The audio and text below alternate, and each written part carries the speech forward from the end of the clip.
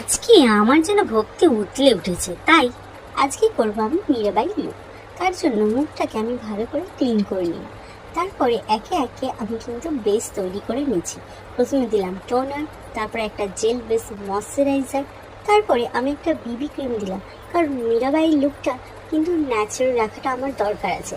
তাই একটা সুইস বিউটির বিবি ক্রিম নিয়ে নিলাম। সেই বিবি ক্রিমটা দিয়ে আমি লাইট ওয়েট একটা মেকআপ করে নিচ্ছি। মেকআপটা হয়ে যাওয়ার পরে আমি একটা লাইট ওয়েট কম্প্যাক্ট দিয়ে সেটাকে আমি সেট করে নিলাম। আমি কিন্তু হালকার ওপরে দিয়েছি, বেশি কিছু করিনি।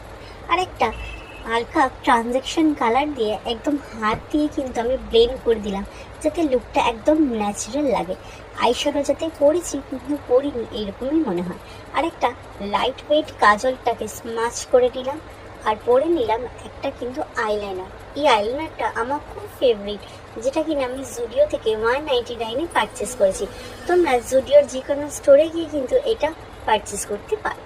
তারপরে আমি একটু তিলক কাটার জন্য আমার হোয়াইট কালারের যে আইলাইনারটা আছে সেটা আমি ইউজ করে নিচ্ছি।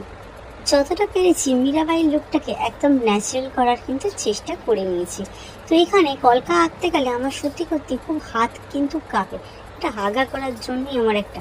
তো কলকাটা হয়ে গেল খুব ন্যাচারালিভাবে সুন্দর। তারপর কি মনে হলো আর একটু সুন্দরভাবে লুকটাকে ক্রিয়েট করার জন্য আমি ফেসের দুধারে একটু ডট ডট দিয়ে দিলাম, যাতে দেখতে আর একটু সুন্দর লাগে, একদম সোভারভাবে লুকটা চলে আসে, আমার মনের মতো যেন হয়।